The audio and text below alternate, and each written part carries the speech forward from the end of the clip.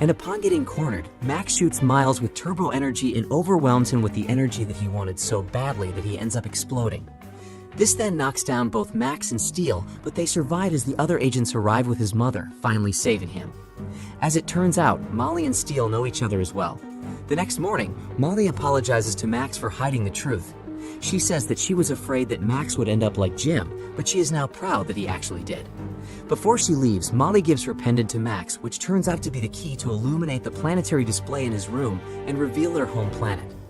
Afterward, Max goes to see Sophia and thanks her for always being there for him. Then he gives a drawing of her from the first time that they met.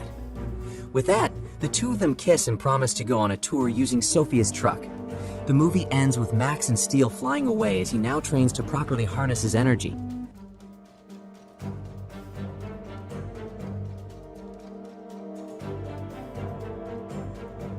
The movie opens in the year 1974, and we are introduced to a man named Marty Bronson, who runs a Sunny Vista motel with his two children. The 12-year-old daughter, named Wendy, is very serious-minded and runs the front desk efficiently, while the 10-year-old son, named Skeeter, works as a porter. Every night, Marty tells them some bedtime stories to put them to sleep. Marty seems to be a bad businessman, as he faces serious financial problems and almost goes bankrupt. As a result, he is forced to sell the motel to Barry Nottingham, CEO and founder of hotel chain Nottingham Hotels. Before finalizing the deal, Marty stipulates that Skeeter will take over the business when he's older, a condition that Barry agrees to.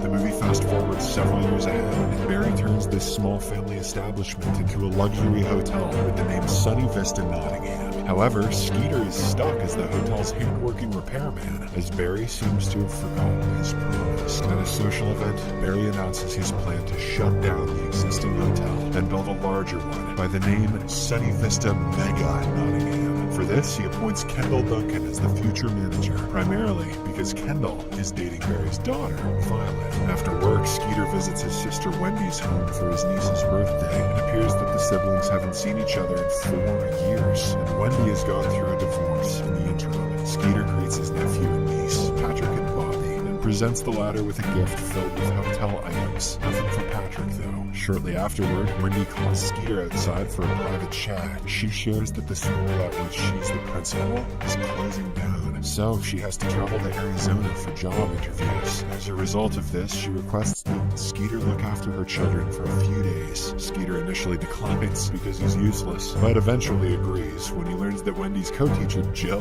won't be taking the day shift. The next day, while in the hotel's kitchen, Skeeter talks with his best friend Mickey, who questions why he didn't demand to leave the new hotel. Mickey also reminds Skeeter that Kendall might take everything away from him. Just then, Skeeter receives a call from Jill, reminding him of his babysitting shift that night. Skeeter, almost forgotten about it, rushes home. As Jill leaves, Skeeter tucks the two kids into bed, but they ask for a bedtime story before he can leave. In response, he looks through the available storybooks, but doesn't find any of them to be good enough. Hence, he decides to create his own narrative. In his improvised tale, he portrays himself as Sir Fix-a-Lot, an underprivileged peasant in a medieval fantasy realm who is unfairly overlooked for promotion. The kingdom adores Buttkiss, a fictional counterpart of Kendall. Other characters in the story include Mickey as Friar Fred, the children as Stinky and Smelly, and Jill as a mermaid teacher. Throughout the story, the kids make their own additions, such as the king giving Sir Fix-a-Lot a chance to prove himself, and a surprise rain of gumballs at the end. Success and lots of balls. Skeeter is in paradise. The following morning, Skeeter is preparing breakfast for the children when he receives a call from Barry's assistant, summoning him to fix Barry's TV. Unable to leave the children alone, he takes them along to the hotel. There, he comes across Violet and requests that she look after the kids while he repairs her father's TV. Following this, he goes upstairs, where Barry is sitting in the dark. Skeeter turns on the light, only to be berated by Barry, who believes germs multiply in the light. While repairing the television, Skeeter tries to strike up a conversation about the new hotel, and Barry reveals a hidden theme, rock and roll. Skeeter points out that another hotel already uses that theme. Hearing this, Barry calls in Kendall and reprimands him. At this moment, he offers Skeeter a chance to prove himself. If he can suggest a better theme, he'll hire him as a manager of the new hotel, replacing Kendall. I got a theme for you, says Skeeter.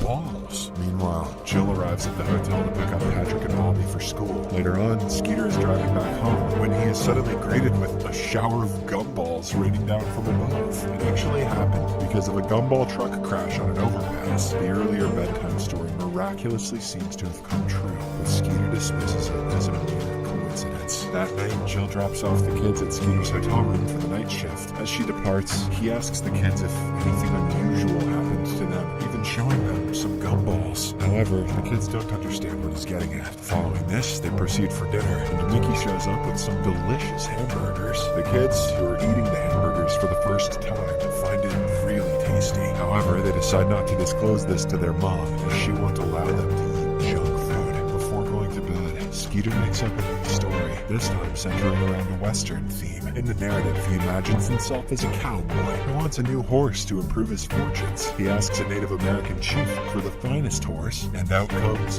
Ferrari, a bright red horse. Much to the cowboy's surprise, the chief gives him this expensive horse for free. Skeeter wants to end the story here, but the kids are unsatisfied, prompting them all to add more scenes. Continuing with the story, the cowboy spots a damsel in distress and saves her from several criminals. In the aftermath, the cowboy is about to be rewarded with a kiss, but an angry dwarf kicks in. David Lynch has entered the chat. With this, the kids end the story and go to sleep. That very night, Skeeter visits a Ferrari showroom and gazes at a red car. Just then, he is approached by a Native American man. Skeeter is excited to see him, as he believes that his story is actually coming true. Skeeter is in very real danger of appearing racist here. However, the man tricks him and steals his wallet. Disheartened, Skeeter drives home, and on the way, he spots Violet, surrounded by paparazzi. He steps in to help the girl and scares away the intrusive photographers. Just as in the story, Violet is about to reward him with a kiss, but an angry dwarf disrupts the moment. Violet then decides to leave, and that's when Skeeter notices her red Ferrari. He mistakenly thinks that it's for him, but she drives away, leaving him standing there. This makes him realize that only the children's additions to the stories come true. The next morning, Jill arrives at the hotel and picks up the kids for school. A few moments after they leave, Kendall approaches Skeeter and reminds him of the maintenance work. He also asks him to stay away from Violet, because whatever Skeeter is imagining between them will never work out. In response, Skeeter suggests that he mind his tone, because he's thinking of keeping Kendall around once he runs the new hotel. Soon, the night falls and Jill drops the kids off at the hotel. Skeeter then leads them to the rooftop of the hotel to relax amidst the beautiful surroundings. As they chat, the children ask if their father will ever return. Skeeter doesn't have an answer to this, but he assures them that their mother Jill and him will always be by their side. This makes the kids smile, and Jill leaves after wishing them a good night. When it's time for the bedtime stories, Skeeter tries to pitch the kids on the hotel theme contest, but they're more interested in romance and action. As a result, Skeeter begins a story in which he envisions himself as a daring, chariot-riding stuntman in ancient Greece. After performing some impressive stunts in the Grand Arena, he wins a date with the fairest maiden in the land. Bobby chimes in, adding a scene where the stuntman and the maiden go to a restaurant where the girls are jealous of her beauty. Patrick further adds to the story, describing how the two characters take a beachside walk and come across an unconscious man washed up on the shore. The stuntman kicks the man and lets loose a fish stuck in his throat, saving his life. Following this, it starts raining, and the two seek shelter in a cave, which has Abraham Lincoln in it. Hearing this, Skeeter gets impatient, as their story makes no sense. Okay, kids, go back to the part where I'm getting babes. However, the kids ignore him and go to sleep. The following day, Skeeter is at the beach when he receives a call from Violet. He initially believes that she's the fairest maiden from the story, but his assumption is proven wrong as she's leaving for Vegas. At that moment, he accidentally bumps into Jill, who is passing by the beach after dropping the kids at school. She invites him to join her for lunch, and they head to a restaurant. Just as in the story, they encounter a group of girls who admire Jill's beauty.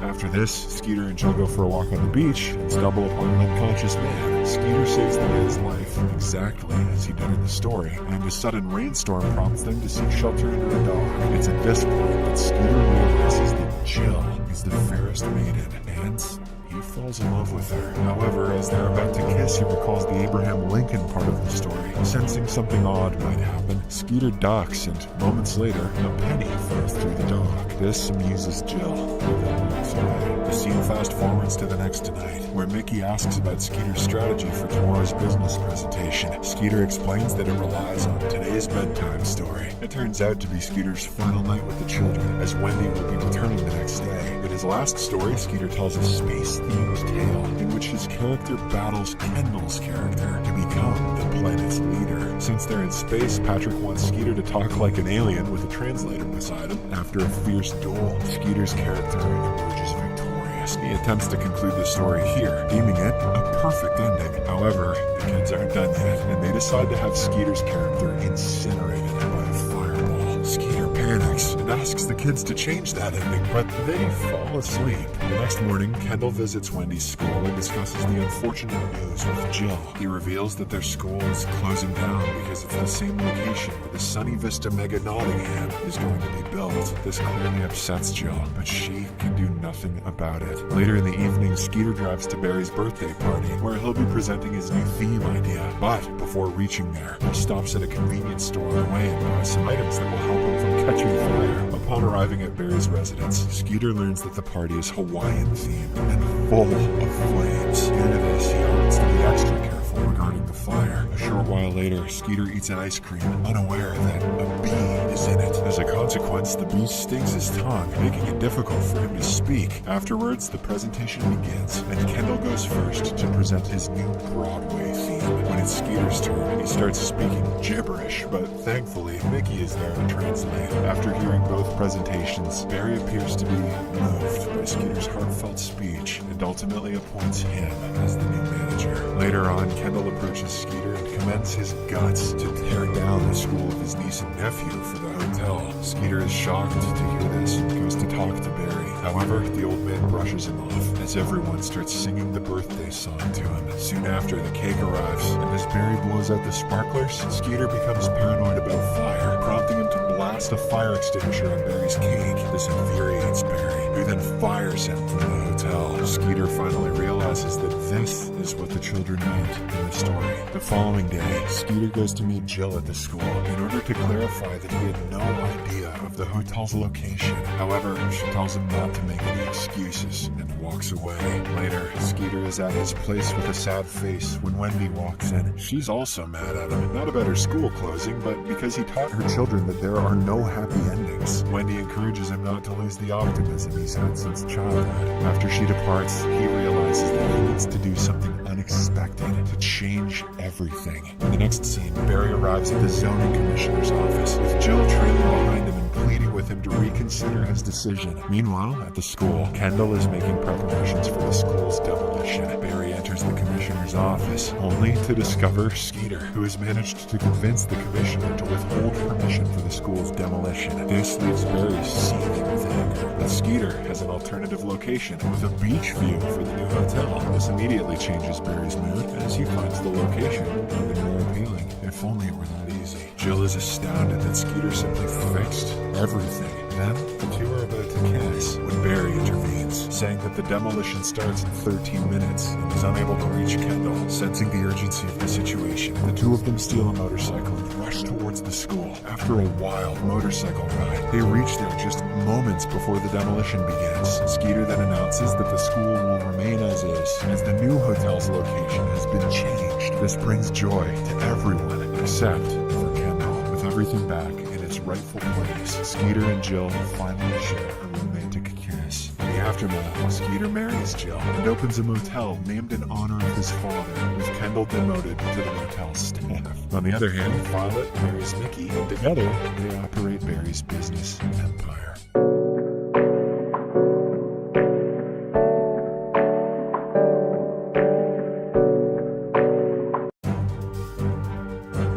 Years after his loss to Pretty Ricky Conlon, Adonis Donnie Creed, with his trainer Rocky Balboa by his side, has won 6 straight bouts, culminating in a victory over Danny Stuntman Wheeler to win the WBC World Heavyweight Championship, as well as win back his 1967 Ford Mustang that he lost to Wheeler in a bet prior.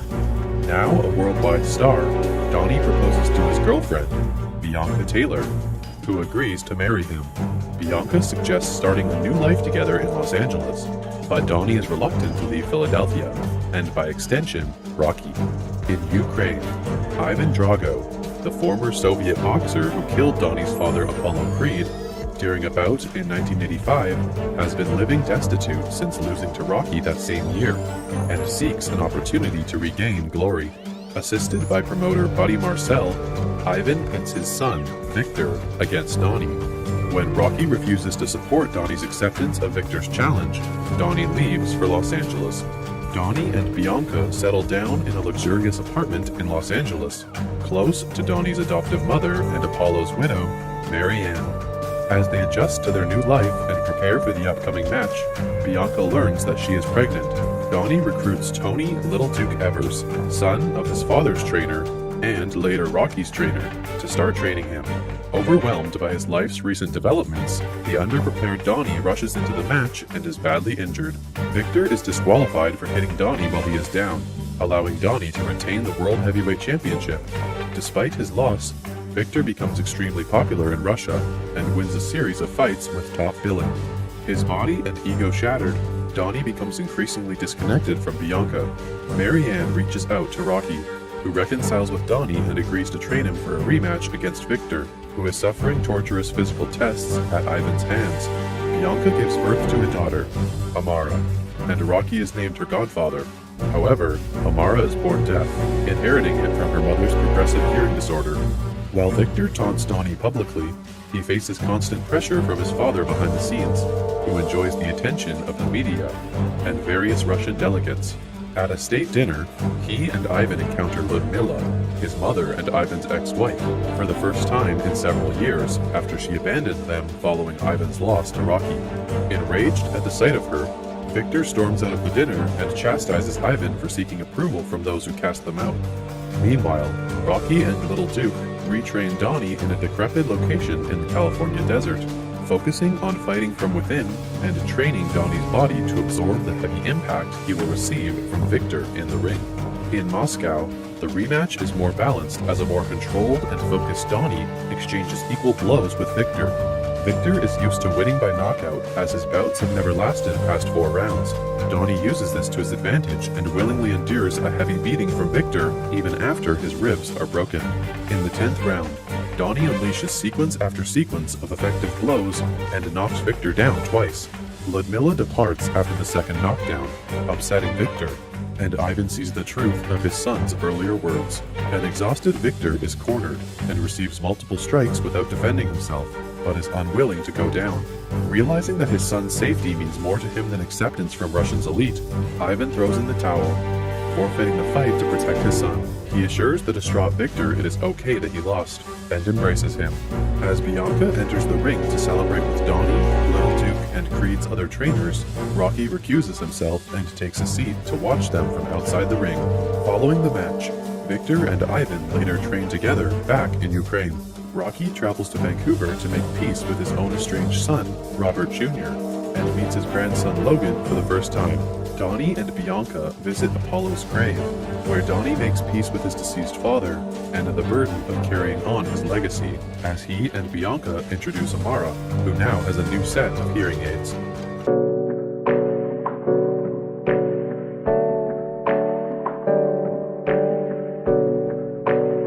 During her days of entrapment in the quantum realm, Janet Van Dyne encounters an exiled traveler named Kang.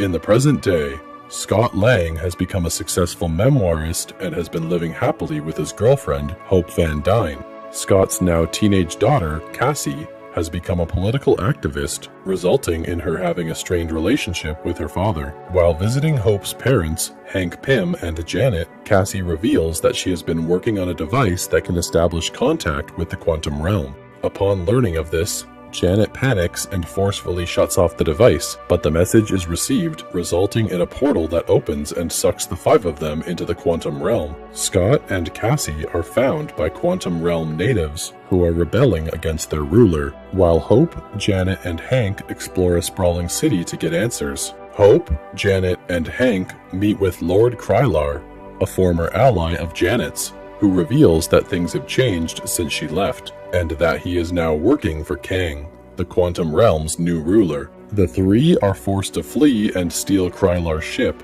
Meanwhile, Scott and Cassie are told by rebel leader Gentora that Janet's involvement with Kang is indirectly responsible for his rise to power. The rebels soon come under attack by Kang's forces, led by MODOK, who is revealed to be Darren Cross, having survived his apparent death at the hands of Scott at the end of the first Ant-Man film. Aboard Krylar's ship, Janet confesses to Hope and Hank why she wanted nothing to do with the Quantum Realm again. Kang claimed that he and Janet could both escape from the Quantum Realm if she helped him rebuild his multiversal power core. After they managed to repair it, Janet sees a vision of Kang conquering and destroying entire timelines. Kang reveals he was exiled by his variants out of fear, which drove Janet to turn against him. Outmatched, Janet used her PIM particles to enlarge the power core beyond use. Kang, having regained his powers, eventually conquered the Quantum Realm afterward. Scott and Cassie are taken to Kang, who demands that Scott helps get his power core back or else he will kill Cassie. Scott is then taken to the core's location and shrinks down. He is nearly drowned in a sea of variants of himself,